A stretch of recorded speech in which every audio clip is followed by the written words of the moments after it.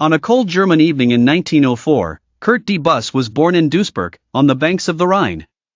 He wasn't an ordinary child, he gazed at the sky as if it were an open dream factory. He heard the roar of factories and saw the sparks of molten iron, but his heart yearned for another spark, the fire of unborn rockets. His beginnings: he studied electrical engineering in Berlin, where he combined scientific discipline with childlike imagination. He was not just a student, but a young man who saw electricity and mechanics as doors to the unknown. As the Third Reich rose, Debus, like many of his generation, was drawn to the state's ambitious rocket development projects. He joined Wernher von Braun's team, and there he found himself caught in a bitter race between science and war. Between war and science in Piemont, where the roar of the sea and the chill of the north winds roared, Debus worked on the V-2 rockets, which became a symbol of destructive technology. His mind was occupied with equations and precision, but his heart remained an orphan, searching for meaning beyond war.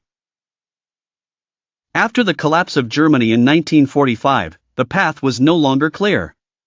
However, fate was preparing a new path for him. To America.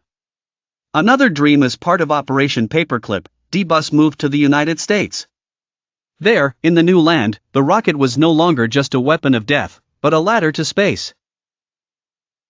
In Florida, off the coast of Cape Canaveral, he took command of the launch center. His voice was calm but firm, and his eyes gleamed whenever he saw the rocket engines quivering before liftoff.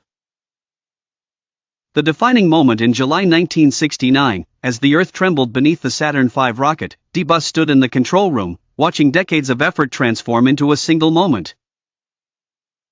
The moment Neil Armstrong and his colleagues soared toward the moon. He was not just an engineer at the time, but a witness to the triumph of the human dream over the limitations of Earth.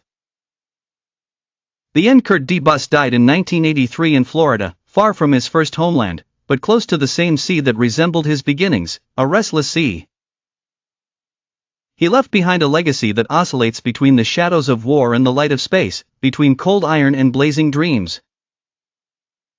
Debus was one of those who lived on the edge of morality and science, the edge of earth and sky. Despite all the contradictions, his name will remain etched in the history of space as the engineer who opened the gates of heaven to humanity.